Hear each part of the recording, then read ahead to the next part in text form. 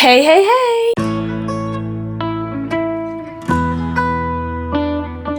J'espère que vous allez bien, moi ça va super méga giga bien. C'est enfin le printemps, c'est une de mes saisons préférées vraiment. C'est le retour du soleil, en plus j'habite dans le sud donc le soleil revient très tôt. C'est le retour des fleurs, c'est le retour des oiseaux, des insectes, du beau temps, bref. Je suis tellement emballée par ce retour au soleil que je vous ai fait une pile à lire.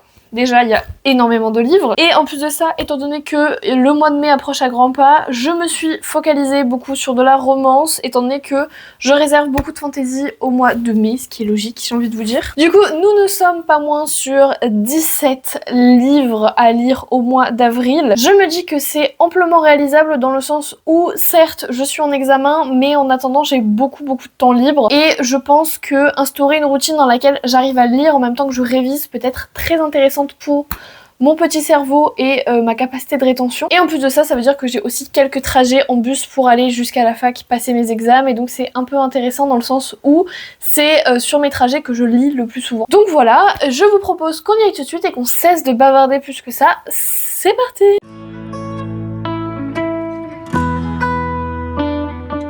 J'en ai vraiment beaucoup, donc je sais pas par où commencer. On commence avec un livre que vous voyez depuis quelques temps maintenant revenir dans mes piles à lire, de Hurricane Wars de Théa Ganzon chez Calix. On est sur un tome 1. Ici, alors l'objet livre déjà est incroyable. Ça fait plusieurs mois que je vous parle de le relire tout simplement parce que... Ah bah non, je l'ai enlevé. Ah non, il est là. Vous le voyez? Vous le voyez pas du tout. C'est pas grave. J'ai eu le tome 2 pour Noël, le tome 3 sort en 2027 je crois. Mais du coup ma lecture du tome 1 remonte à il y a vraiment assez longtemps. Je l'ai lu je crois en 2024, été 2024, donc ça va faire quasiment 2 ans. J'avais souvenir d'avoir beaucoup aimé. Vraiment ça avait été un gros coup de cœur et j'attendais avec très grande impatience le tome 2. Mais du coup maintenant il faut me replonger dans le tome 1 pour m'en souvenir et je pense que ça va être une lecture qui va être faite dès demain. Enfin commencer. Parce que faites, on se calme. Mais commencez dès demain, ça c'est sûr. Ensuite, on ne le présente plus. Le tome 2 de Akotar, un palais de colère et de brume de Sarah Dimas chez La Martinière. Alors j'ai vu qu'ils allaient éditer ils allaient les éditer en version couverture américaine. Mais moi j'ai toujours bien aimé ces couvertures là, je les trouve assez jolies. Alors après j'ai pas les éditions collector et tout, mais tout de même je les trouve pas moches non plus. Donc je ne sais pas si je vais les racheter en édition américaine on va dire. Parce que pour moi elles sont très belles. Donc voilà, je sais pas pourquoi je les achèterais autrement. Bref, parenthèse close. Du coup, ça fait des mois que je vous en parle, même refrain que pour The Hurricane Wars. J'ai le tome 3 qui dort dans ma palle depuis Noël, et c'est vrai que c'est une saga tellement mythique de romantaisie. C'est une des premières sagas de romantaisie en plus de ça. Et donc, eh ben, j'ai vraiment envie d'avancer dans la saga, et puis surtout, j'avais adoré le tome 1. Et donc du coup j'ai quand même vachement hâte. Promis, j'essaie de lire au mois d'avril et si c'est pas le cas, le mois de mai sera là pour ça. Ensuite, Les Dieux oubliés de Calypso Caldin, le tome 1 Hadès et Perséphone. Je l'avais mis dans la période de mars, j'ai pas eu le temps de le lire. C'est une romantaisie un petit peu urban fantasy dans le sens où vraiment Hadès c'est un nightclub. J'adore cette phrase. Et je pense que ça peut être très sympa. Alors après, je suis très critique quant aux réécritures de Hadès et Perséphone, mais c'est pas grave. Je vais quand même prendre le taureau par les cornes parce que pour moi, jamais aucune réécriture n'égalera La Reine des Enfers qui a été vraiment une révélation. Mais j'aime tellement la mythologie et puis surtout le tome qui m'intéresse le plus c'est le tome 2, mais il faut suivre la chronologie des tomes, donc je vais lire celui-là, comme ça après je pourrai attaquer le tome 2 et du coup j'espère au mois d'avril. Un petit nouveau que vous avez vu dans le book haul qui est vraiment très récent pour le coup. La Révolte de la Reine de Morgane Moncombe, c'est le tome 1 de la saga Inheritance chez Hugo, le livre est juste incroyable. D'habitude j'aime bien attendre que les Morgane Moncombe sortent en poche, mais regardez-moi ça comme c'est beau. Mais là, il est vrai que je n'ai tout simplement pas pu résister. Là, vous avez le petit arbre généalogique avec des petites illus incroyablement belles. Il y a des illus, des illustrations au milieu du livre. Je n'ai jamais lu de Morgane Moncombe en historique, en même temps je crois qu'elle n'en a jamais écrit jusqu'alors. C'est un genre que je surkiffe, la romance historique vraiment, surtout que je viens d'en finir une il y a 2 jours, non hier même. J'adore, en ce moment je suis vraiment à fond. Donc je pense qu'il va être très vite lu, peut-être plus vite que The Hurricane Wars. Ensuite, un tout nouveau aussi, il s'agit de A Kiss of Iron de Claire Sager chez Milady. Là on va être sur de la romantaisie avec des failles etc, sauf que cette fois-ci c'est vraiment une question d'infiltration d'infiltration, notre héroïne va devoir s'infiltrer auprès d'un redouté émissaire failli. C'est une saga en 3 tomes, le tome 3 vient de sortir, moi je les attends en poche parce qu'ils ont beau être incroyablement beaux en jaspage, etc. En attendant, je paye que 10 € face à 30, donc excusez-moi, mais la différence se fait clairement. Par contre, il est balèze de chez balèze, il fait quasiment 700 pages. Après, c'est du Milady, donc ça se lit très bien. Je trouve que la police d'écriture est facilitante. En tout cas, c'est une police dont j'ai l'habitude. Comme vous pouvez le voir, j'ai une petite collection de Milady juste ici. Alors certes, c'est de la bitlit, mais en attendant, c'est quand même la même maison d'édition. J'ai très hâte de le lire, même si c'est de la romantaisie et que je pourrais attendre le mois de mai. Mais de toute façon, au mois de mai, j'ai un petit budget livre dans le sens où il y a des livres que je veux absolument avoir pour le mois de la fantaisie. Il peut très bien, si le tome 2 est sorti en poche, rentrer à l'intérieur. Et puis au pire des cas, j'ai tellement de fantaisie dans ma pile à lire, je pense que ça ne va pas me manquer clairement. Du coup voilà pour celui-là, j'ai vraiment hâte, surtout que j'adore les feuillets et que je pense que ça peut donner lieu à plein de belles intrigues, ce genre de trope. Ensuite, un autre petit nouveau, Assistant to the Villain, tome 1 de Anna Nicole Mairer chez Calix aussi. Alors j'ai pas du tout un problème avec Calix, au contraire, j'adore Calix. Alors le jaspage, je suis pas fan du tout, mais je pense que ça se prête très bien à l'histoire, etc. Mais je sais pas, j'aime pas trop le jaspage.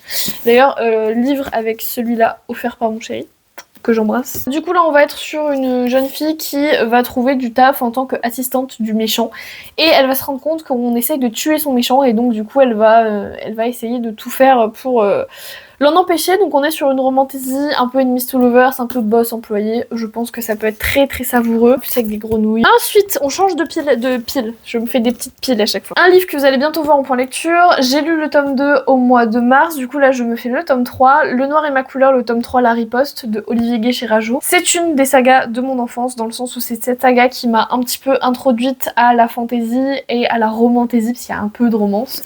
Elle est juste ici, d'ailleurs vous voyez il manque le tome 2 et le tome 3. Et il est vrai que j'avais oublié les événements parce que je vous dis je l'ai lu, j'étais jeune ado, je devais avoir 14 ans. Donc je l'ai lu il y a vraiment très longtemps et j'avais oublié en fait tous les éléments qui pouvaient se passer à l'intérieur. Alors après c'est de la jeunesse donc ça se lit à une vitesse phénoménale. Mais du coup oui j'avais complètement zappé que c'était un peu haletant. Vraiment là pour le coup j'ai envie de savoir la suite, c'est pour ça que je me le suis mis dans la pile à lire. Et je me dis que pourquoi pas finir la saga au mois de mai étant donné que c'est vraiment des tout petits livres écrits très gros, ça peut être trop bien. Ensuite un livre dont je vous ai parlé il y a pas si longtemps et qui est en cours de lecture, il s'agit du Cœur du Prince Corbeau de Tesson Jaoudet, le tome 1 du Royaume des Failles chez Vibes. Alors je connaissais même pas cette maison d'édition. On est sur de la romantaisie bien entendu et c'est très inspiré de Cendrillon. Je sais pas si vous voyez le petit chausson de verre. C'est pas une passion. Honnêtement je l'ai commencé, bon après j'abuse un petit peu. Il fait 500 pages, j'en ai lu même pas 100. Donc j'abuse une chouille, mais c'est vrai que j'ai eu du mal à rentrer dedans et le fait que je n'ai pas continué de suite après l'avoir commencé fait que j'ai un petit peu de mal à le reprendre. Donc le fait de le mettre dans ma pile à lire, ça me permet un petit peu de me forcer, on va dire, à le sortir parce que en vrai de vrai je suis pas très réticente aux réécritures de contes. La preuve en est, j'avais adoré le Bridgerton sur cet aspect-là, sur... le Bridgerton sur Bénédicte où en gros c'est clairement une réécriture de Cendrillon, mais là du coup je sais pas, ça me bloque un peu.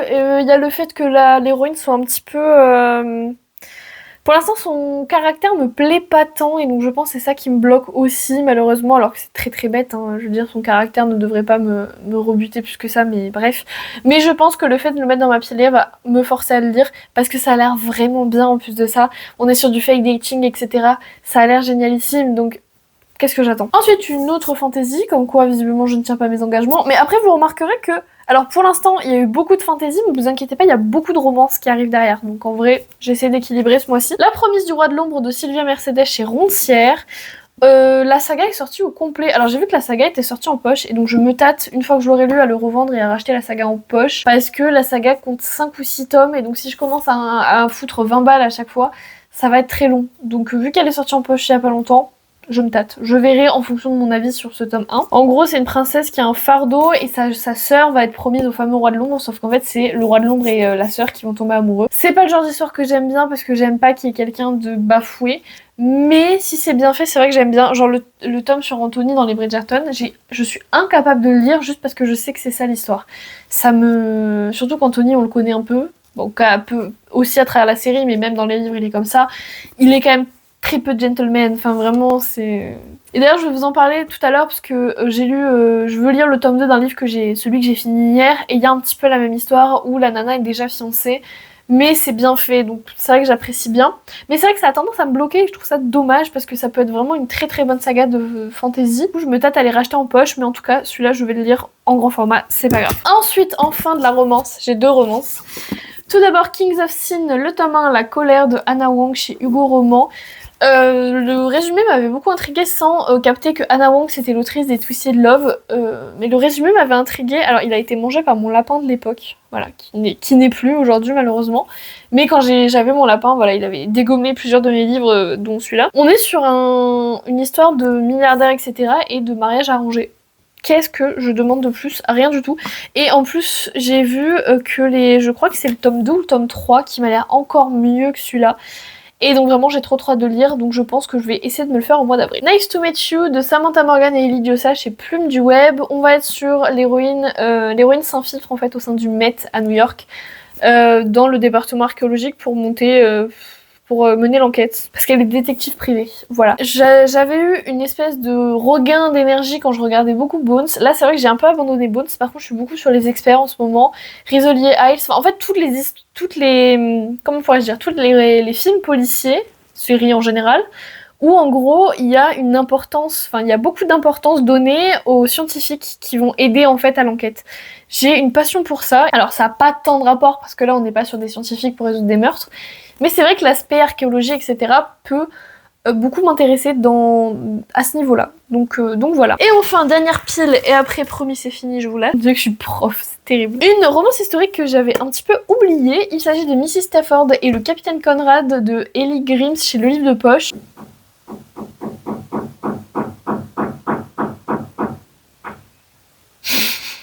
I want to die. On est sur une veuve qui en gros écrit des livres de manière cachée et elle va se retrouver chez sa sœur et le cousin du mari de sa sœur va revenir d'Afrique du Sud et en gros va insulter son nom d'autrice et du coup elle va décider je pense qu'ils vont rentrer dans des espèces de combats, de joutes un petit peu verbales etc. Ça peut être vraiment super sympa, vous savez que moi j'adore ce concept là on s'aime pas trop mais en même temps on sent que derrière il y a tellement une tension qu'on est obligé de se battre en permanence, c'est hyper intéressant. C'est de la romance historique. Comme j'adore, il fait à peu près 300 pages, il est minuscule Rikiki, il va être lu très très vite aussi je pense, tellement à ce moment je suis à fond sur la romance historique, mais d'une force, j'aime tellement ça. En fait j'aime ça parce que déjà, vous pouvez avoir des histoires de royauté sans forcément qu'il y ait les tableaux de milieu, chose qui m'agace un peu dans les royautés modernes. Et en plus il y a une telle retenue dans la société que quand ça explose c'est encore plus appréciable qu'une romance contemporaine. Et donc du coup c'est pour ça que j'aime beaucoup, et c'est pour ça que j'aime beaucoup aussi un peu dans le même esprit que ça, parce que dans le sens où c'est de la haute société, donc il y a aussi un peu ce côté un peu tabou presque, donc c'est vrai que c'est un truc que j'aime bien.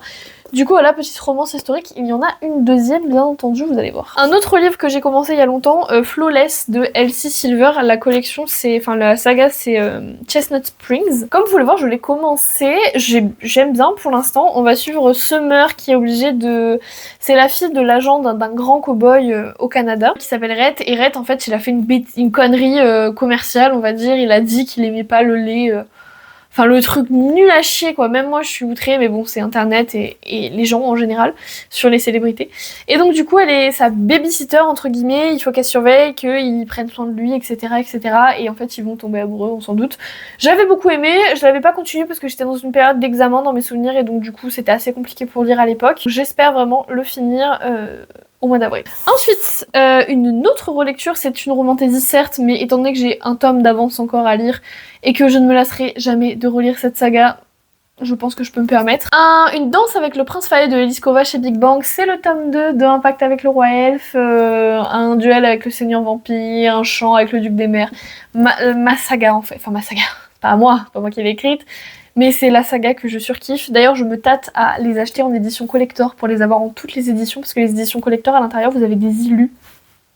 Incroyable, bref. J'avais beaucoup aimé ce tome 2, c'est un de mes tomes préférés avec le tome 1. Après, maintenant que je vais les relire assez vite, savoir si c'est lequel est mon préféré, on verra ça une fois que j'aurai relu la saga au complet. Mais j'aime tellement, mais tellement ces romans, c'est une passion et je plonge toujours avec plaisir dans ces histoires et je pense que je ne me lasserai jamais de les relire, sachant qu'en plus de ça j'ai encore moins de souvenirs que dans le tome 1 dans le sens où tout est beaucoup moins cadré. On est quand même à huis clos comme je vous ai expliqué la dernière fois, mais c'est moins cadré, il y a plus de vadrouilles etc, alors que dans le tome 1 on est globalement dans un château, donc bon Louella ne pouvait pas sortir. Donc c'était assez cadré. Là c'est vrai que ça va un petit peu s'éparpiller et donc je pense que ça va être trop bien. Dans mes souvenirs, ça l'était en tout cas. Il me reste plus que 3 livres, alléluia. Et il y a plus de romance. Si, c'est justement que de la romance, il n'y a plus de fantasy. Les Héritiers, tome 1, La Princesse de Papier de Erin Watt, c'est une saga qui m'a été recommandée de très nombreuses fois et je ne l'ai toujours pas lue et je ne sais pas pourquoi, là ça m'intrigue. Comme je disais tout à l'heure, on est sur des milliardaires, etc. Oh, là on va être un petit peu sur un espèce d'enemies to lovers à la romance contemporaine, quelque chose que j'aime bien, mais on est surtout dans cette haute société alors que l'héroïne vient pas forcément de là, donc il y a un peu ce côté aussi tabou, machin. Ça peut être incroyable et surtout je pense qu'on m'en vend les mérites depuis assez longtemps, je pense que je peux sauter le pas et me lancer. Alors si vous reconnaissez, c'est vraiment les vieilles éditions Hugo, c'est un des livres, c'est peut-être un des Hugo les plus vieux de toute ma pile à lire, donc vraiment ça donne le tout. Ensuite, Block or Love de Magali Inguimbert chez Hugo Poche, il avait été dédicacé par l'autrice elle-même qui est d'ailleurs très fun, je trouve que la dédicace. Ah voilà. Voilà. On va être sur une romance universitaire sur le volley avec un entraîneur et une joueuse, voilà, truc que j'aime beaucoup. Il est minuscule, donc je pense qu'il va être bouffé en 1 ou 2 fois peut-être. Et j'ai quand même vachement hâte parce que j'aime bien l'autrice, donc à savoir si elle le met dans ses livres. Vous voyez, c'est quand souvent j'accroche avec la personne, j'aime bien voir si ses livres me plaisent. Donc du coup... Et enfin, la fameuse romance que j'ai finie hier. J'aimerais lire au mois d'avril Les 4 soldats tome 2 de Elisabeth Hoyt chez J'ai lu. J'ai lu le tome 1 hier, je l'ai fini hier. Et c'est vrai que le fait de savoir... Le tome 2 fait cette taille à peu près. Le fait de savoir que... en fait, on a vu les personnages dans le tome 1 et on a vu le début de leur... Enfin, on n'a pas vu le début de leur romance. Attention. Mais on a commencé à entrevoir les indices du tome 2. Je sais pas si vous me suivez. Et surtout, hier je suis allée lire le résumé du tome 3 et 4 qui spoil au final pas tant et un peu quand même. Parce que en fait, vu que c'est des tomes compagnons, c'est pas censé vous spoiler. Au final, je me suis fait un peu spoiler, mais bref. Et donc, j'ai trop hâte parce que le tome 4, mon dieu, c'est... Le personnage est fou. Si vous lisez la saga, n'allez surtout pas lire le résumé si vous voulez pas être spoilé parce que vous allez comprendre. Mais vraiment, j'ai trop hâte, sachant que c'est des tomes comme ça. Donc j'ai juste à aller l'acheter à 17 €. Putain, ils ont augmenté là. À 17 € et j'ai 2 tomes en un seul. Du coup, j'ai trop hâte de lire au mois d'avril. Sachant qu'en plus, il est très peu probable du coup que je lise de la romance pendant le mois de mai. Je me consacre vraiment pleinement à la fantasy. Donc c'est pour ça que là j'ai mis autant de romances, du coup j'ai quand même très hâte de le lire. Bref, comme vous pouvez le constater, la pile à lire est quand même vachement ambitieuse, mais en même temps j'ai trouvé un rythme qui fait que j'arrive à le lire assez régulièrement. Au-delà des trajets en bus, j'en aurais pas tant en fait. Ce n'est pas trop ambitieux non plus, dans le sens aussi où je suis en vacances le 17 avril, donc je travaille que 15 heures par semaine jusqu'à la fin du mois d'avril, voire tout le mois de mai. Et du coup, en 17 avril, je n'ai plus cours du tout. Donc... je considère que c'est réalisable. Bref, moi je vous dis à très bientôt, je vous souhaite très bons cours, très bons examens, on est ensemble, tous ceux qui ont des examens qui arrivent très prochainement, moi j'avoue c'est la semaine prochaine, mais je sais que globalement ça se situe plutôt entre fin avril, début mai. Très bon révision, il y a le bac aussi qui arrive, force à vous, le brevet aussi, force à vous, on est tous passés par là. Surtout de très bonnes lectures avant le mois de la fantaisie, on économise nos fantaisies, on met que des romances, et je vous fais plein de bisous. Ciao!